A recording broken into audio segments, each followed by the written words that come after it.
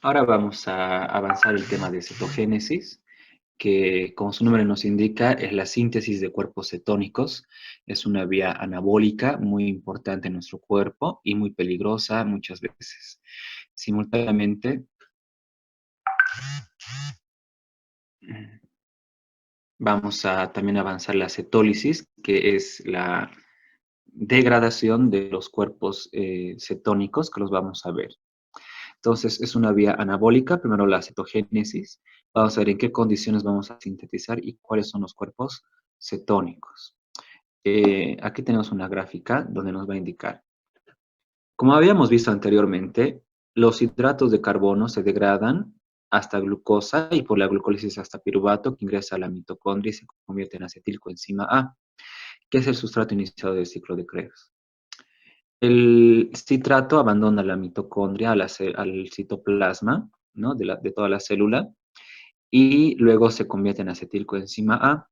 Y el acetilcoenzima A es el sustrato para la ácido graso sintasa, para sintetizar ácidos grasos y luego triglicéridos, ¿verdad? Eso lo hemos visto o lo van a repasar en el tema de lipogénesis.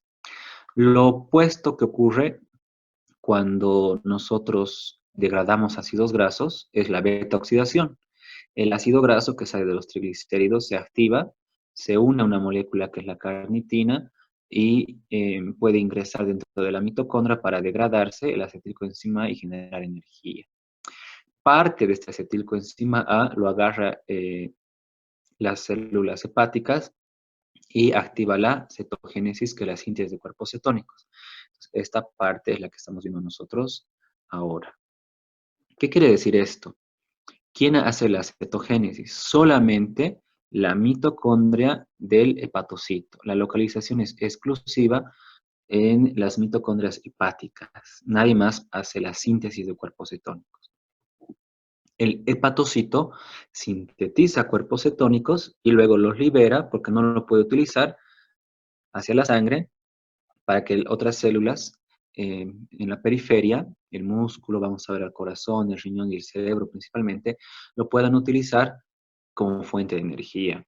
¿Ya? Ese es un pantallazo general. Entonces, ¿de dónde vienen los cuerpos cetónicos?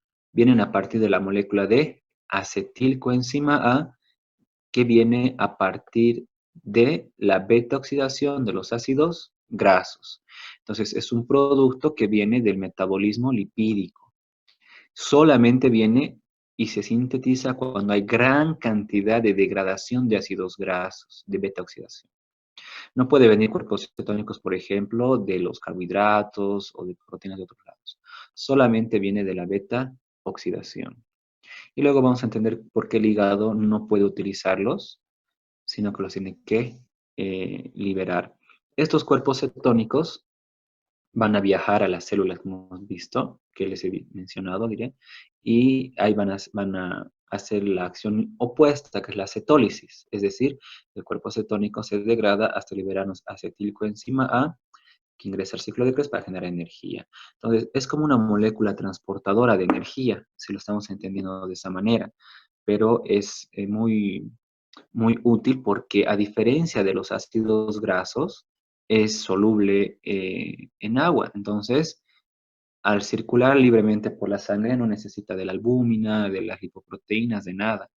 Y solamente se va a producir cuando haya un exceso en la beta oxidación. Eso es lo que nos explica la tabla aquí. Ahora, ¿cuáles son los tres cuerpos cetónicos? Acetoacetato, beta-hidroxibutirato o 3-hidroxibutirato también se llama, y la acetona. Esos son los únicos cuerpos cetónicos que existen. En algunos libros estaba leyendo y se confunden cetonas con cuerpos cetónicos, que no es lo mismo. Esos son los únicos cuerpos cetónicos, son moléculas pequeñas que rápidamente circulan por la sangre y sirven como fuente de energía para muchas células. Aquí tenemos la vía, es una vía muy pequeña y fácil de entenderla. Una molécula de acetilcoenzima se une a otra molécula de acetilcoenzima A, liberándonos una CoA, y por una enzima tiolasa nos genera el primer producto, que es acetoacetilcoenzima A. Este acetoacetilcoenzima A va a ser atacado por una enzima muy importante y va a ser hidratado, que se llama hidroximetilglutarilcoenzima A. Y nos sintetiza eso, la hidroximetilglutarilcoenzima. Esa enzima se lo van a aprender porque es la enzima regulatoria de la síntesis de cuerpos cetónicos, de la cetogénesis, y de seguro que les van a preguntar en su examen, que les voy a preguntar. Entonces, luego la hidroximetilglutaril, coenzima A, va a perder una coenzima A y nos va a generar el primer cuerpo cetónico, que es el acetoacetato, por una enzima que es una liasa. Y esto se vuelve a reutilizar, ¿no? Viene otro acetil que se une y nos libera otro acetil. Entonces es una molécula pequeñita. Acetoacetato es el primer cuerpo cetónico que se sintetiza. Y luego del acetoacetato vamos a oxidarlo y al sufrir una oxidación nos genera el hidroxibutirato, que es el segundo cuerpo cetónico, que viene aquí una enzima deshidrogenasa y libera energía. Y de manera espontánea, sin necesidad de una enzima, el acetoacetato también nos libera acetona, que es el tercer y último cuerpo cetónico. Aquí tenemos los tres cuerpos cetónicos. Estos dos se sintetizan a partir del acetoacetato. Muy bien. Eh, ¿Y quién sintetiza estos en el tejido hepático que luego van a ser transportados por la sangre a las células? Excepto la acetona. Aquí podemos ver que la acetona es una molécula muy peligrosa y tóxica, especialmente para el cerebro. Entonces, no la metabolizamos, no la utilizamos, no la podemos degradar, la eliminamos de nuestro cuerpo por el pulmón, pasa por la sangre al pulmón y la vamos a exhalar por la respiración. Si está en exceso la acetona, es indicativo de que hay muchos cuerpos cetónicos en la sangre y el paciente va a tener en su respiración, en su transpiración inclusive, un aliento a acetona. No sé si ustedes han, la acetona con la cual se quita el esmalte, ¿no?, de las uñas, es un olor característico de pacientes que tienen muchos cuerpos cetónicos en la sangre. Y ahora vamos a ir viendo cómo se metabolizan estos dos cuerpos cetónicos. Van a ser utilizados como fuente de energía por los tejidos extrahepáticos. ¿Y cuáles son estos? El músculo, que puede ser el músculo esquelético o el músculo cardíaco. El cerebro principalmente, eso es muy importante. El riñón y el intestino. Eh, el músculo esquelético, el corazón, el riñón, el intestino pueden utilizar otras fuentes de energía, como los ácidos grasos, como la glucosa. Pero el cerebro no puede utilizar a los ácidos grasos como fuente energética. Siempre lo vengo repitiendo. No tiene las enzimas necesarias para esto, entonces es muy importante cuando no hay glucosa, un aporte continuo en la sangre, que utilice cuerpos cetónicos. Las células transportan estos cuerpos cetónicos donde el beta-hidroxi, ¿dónde está?, butirato y el acetoacetato sufren la reacción de cetólisis en los tejidos extrahepáticos, en todos estos. ¿Cómo va a ocurrir esto? Aquí tengo mi beta-hidroxibutirato, ¿no?, que es el último, el segundo que se ha sintetizado, perdón. Entonces llega al tejido extrahepático, por ejemplo, en el cerebro, y ocurre la acción inversa. El beta-hidroxibutirato nos genera dos moléculas de acetilcoenzima A. Entonces, ¿cómo se hace esto? Primeramente va a sufrir una reducción, va a venir una deshidrogenasa y nos va a generar una molécula de NAD. Es importante esto porque esta molécula de NAD ya aporta ATPs a la cadena respiratoria, ¿verdad? Esto viaja a la cadena respiratoria, a la mitocondria, y puede liberar energía para que genere ATP. ¿Cuántos ATP si nos acordamos? Aproximadamente 3 ATPs, ¿no? O 2.5 ATPs de acuerdo a la teoría que han visto en bioquímica 1. Luego, cuando hacemos esta reacción química por esta deshidrogenasa, genero el acetoacetato, que es el otro cuerpo cetónico. Este acetoacetato va a ser incorporado una coenzima A. Miren, aquí va a incorporarse una coenzima. ¿Quién va a ser el donador de la coenzima? La succinilcoenzima que viene del ciclo de Krebs. Esta enzima es muy importante que quiero que también la puedan subrayar. Tiene varios nombres, pero el nombre más común se llama tioforasa o también cetoacil coenzima A transferasa. Tiene dos nombres. Esta enzima tioforasa no está presente en el hepatocito y por eso el hepatocito no puede utilizar a los cuerpos cetónicos como fuente de energía. Y eso es algo sabio también de nuestro cuerpo porque si el hígado que sintetiza cuerpos cetónicos lo utiliza, no va a haber un aporte para el cerebro, ¿verdad? En un periodo de ayuno prolongado. Entonces es importante que el hígado no lo utilice y por eso no tiene esta enzima la tioforasa. Aquí la succinilcoenzima A, que sale del ciclo de Krebs y libera su coenzima, se vuelve en succinato, y no sé si nos acordamos del ciclo de Krebs, aquí vamos a gastar una molécula de GTP, que es equivalente a un ATP. Luego tenemos nuestro cetoacilcoenzima A, y lo partimos, viene una coenzima y lo partimos y generamos dos acetilescoenzimas A. Ahí mismo, como ya estamos en la mitocondria, ingresan al ciclo de Krebs y dan vueltas. ¿Cuánto ATP nos va a generar? Cada acetilcoenzima nos genera aproximadamente, por una vuelta de ciclo de Krebs, 12 ATPs. Cada acetilcoenzima nos genera 12 ATPs. Entonces, por la degradación de la molécula del cuerpo cetónico de acetoacetato, ¿cuánto ATP vamos a generar?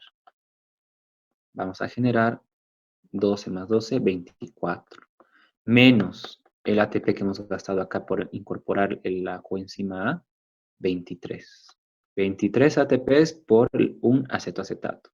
Del B3-deoxibutirato, ¿cuánto vamos a generar? Lo mismo incorporando 3 ATPs de la molécula de NAD, 26 ATPs. Entonces, acetoacetato, el balance neto es 23, B3-deoxibutirato 26, el acetona no nos genera nada porque no lo podemos utilizar. Más bien, si se eleva bastante en el sistema nervioso central, es tóxico y es perjudicial porque causa muerte celular. La regulación de la vía. Hay una enzima que les mencionaba en otro tema, que es la CAT, que era una enzima que está en las mitocondrias, que era una transportadora. No sé si aquí podemos ver. Aquí, digamos, en la mitocondria, para que ingrese un ácido graso activado, tiene que traspasar a la CAT, que es la carnitina aciltransferasa, tipo 1, y en la membrana interna es la tipo 2. Entonces, si no va a poder traspasar el ácido graso, no vamos a poder hacer cetogénesis. Esa molécula, en realidad es una enzima, es una regulatoria del metabolismo de los cuerpos cetónicos. ¿Cuándo se va a activar el cuerpo cetónico? Hemos dicho, se activa pues cuando hay gran beta oxidación. ¿Para qué se va a activar? Para poder transformar el exceso de acetilcoenzima en cuerpos cetónicos y liberarlos hacia la circulación. ¿No? Nos va a ayudar. ¿En qué momento se va a activar?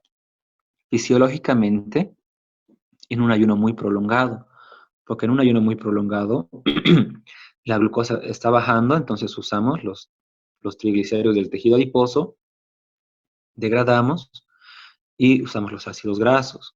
Y parte de estos se convierten en cuerpos cetónicos, que son muy importantes. Pero en exceso estos cuerpos cetónicos son en realidad ácidos orgánicos, liberan hidrogeniones al medio y tienden a bajar el pH de la sangre, causando una cetoacidosis. Entonces es muy peligroso también cuando está muy elevado por mucho tiempo. Pero felizmente nosotros tenemos un sistema, bueno, dos sistemas compensatorios del pH. Uno de esos, si se acuerdan, es el riñón, el sistema metabólico. El riñón, entre sus funciones, tiene la capacidad de eliminar las sustancias que están en exceso en la sangre, elimina los cuerpos cetónicos de la sangre y es donde aparece cetonuria. La cetonuria es la presencia de cuerpos cetónicos en la orina. Antes que haya cetonuria, tiene que haber cetonemia, que es la presencia de cuerpos cetónicos en la sangre. Normalmente una orina de una persona no debería tener cetonuria, ¿no? Porque el cuerpo cetónico es importante y va a las células como fuente energética, pero cuando está en exceso y es muy peligroso, el riñón lo elimina produciendo una cetonuria, que eso se lo puede ver y lo van a ver en la práctica en un examen general de orina. Cuando ocurre esto, el paciente ha entrado en un estado de cetosis. ¿Qué es la cetosis entonces?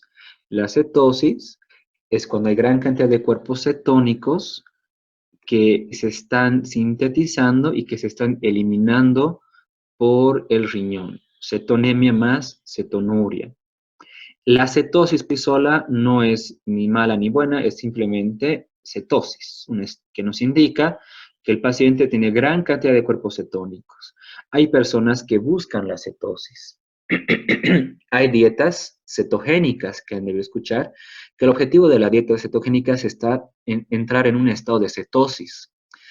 ¿Cuándo se entra en un estado de cetosis, por ejemplo? Cuando disminuimos el aporte de carbohidratos, ¿verdad? Por abajo de 60, de 50 gramos diariamente de carbohidratos por un tiempo prolongado, podemos entrar en un estado de cetosis. Entonces nuestro cuerpo se vuelve más habilidoso para oxidar los ácidos grasos. Y de esa manera la persona que hace esta dieta pierde más cantidad de grasa, es decir, baja peso. Ahora, la cetosis también puede ser por ayunos prolongados, que no sean dietas. Una persona que, por ejemplo, no ha comido mucho tiempo puede tener una leve cetosis. O también puede ser patológica, porque esta cetosis va a inducirnos a una acidosis metabólica, una cetoacidosis, que puede ocasionar esta cetoacidosis, una muerte del paciente. Entonces hay que ver y cuidar también la cetosis en la persona, que puede ser de tipo fisiológica o patológica. Las personas anoréxicas, que es un trastorno mental que tienen, entran en estado de cetosis fácilmente y son desnutridas, ¿verdad? Sumamente desnutridas. Inclusive tienen problemas neurológicos porque ya ni el cerebro puede trabajar correctamente. Las personas, ahora vamos a hablar del otro cuerpo cetónico que es la cetona. Las personas que tienen una dieta normal, sanas, que no tienen enfermedad de base, producen poca cantidad de acetona, ¿no? Producimos poca cantidad de cuerpos cetónicos. Pero ¿cuándo vamos a producir mucha cantidad de cuerpos cetónicos, especialmente acetona, que va a ser patológico en personas diabéticas, descompensadas o personas diabéticas no tratadas, que no sabían que tenían la diabetes, ¿no? Y eso se han dado cuenta por un examen que se les ha hecho y que nunca sabían, ¿no? Entonces, como yo les mencionaba, como es un compuesto volátil, la acetona, va a ser eliminada por la respiración, va a ser exhalada y va a tener un olor característico. El paciente al respirar va a tener un olor a acetonas, a frutas. La orina va a tener un color característico también porque tenemos una acetonuria. Esto hemos visto de la cetólisis, no puede hacerlo el hígado, ni tampoco ninguna célula que no tenga mitocondrias porque no tiene la tioquinasa o la cetoacilcoenzima transferasa. Cuando hay este desequilibrio de mucha cantidad de cuerpos cetónicos, hay un desequilibrio entre la síntesis y la degradación, entre la cetogénesis y la cetólisis, ocurre lo que vamos a denominar la cetosis, ¿verdad? Cetonemia en la sangre más cetonuria en la orina. Porque cetonemia puede haber en condiciones bajas, puede haber una cetonemia que nuestro cuerpo lo va a compensar. Pero ya cuando hay cetonuria ya es peligroso. Por eso los pacientes diabéticos descompensados, un diabético tipo 1, como no tiene insulina, y vamos a ver que al no tener insulina, el glucagón va a estar muy activado en estos pacientes. O el diabético tipo 2, que la insulina no es suficiente y secreta mucha cantidad de insulina, el glucagón activa la cetogénesis. Muy bien. Entonces, ¿qué es lo que pasa con el paciente diabético tipo 1? Pierde peso, ¿verdad? Y pierde bastante peso por esa razón de estar muy activada la degradación de ácidos grasos y la síntesis de cuerpos cetónicos. Algo importante que ya lo sabemos, creo, de bioquímica 1, que el cerebro es una de las pocas células que no necesita de insulina, ¿no? Para que la glucosa pueda pasar. Entonces, el cerebro sigue funcionando, pero si hay una hipoglicemia muy drástica, ya no puede trabajar de manera correcta y los cuerpos cetónicos van a coadyuvar a que el cerebro siga funcionando. Por eso la diabetes es una enfermedad crónica, ¿no? No muere, puede vivir toda su vida con diabetes. Cuando se sobrepasa el umbral de la glucosa, el riñón igual como está en exceso en la sangre, en una hiperglicemia, lo elimina hacia el riñón y vamos a tener una glucosuria. Si en el examen de orina te sale glucosuria con cetonuria, está confirmadísimo, el paciente es un paciente diabético que no está siguiendo su tratamiento o que no ha sido diagnosticado diabético, pero está sumamente descompensado, al borde de la muerte, porque un pH muy ácido es incompatible con la vida, ¿no? Entonces, eso es lo importante que tenemos que saber nosotros de la generación de los cuerpos cetónicos, su función importante y el peligro que también tiene el tenerlos muy elevados en nuestro cuerpo. Muy bien, eso sería todo en cuanto a este tema de cetogénesis. Con eso hemos terminado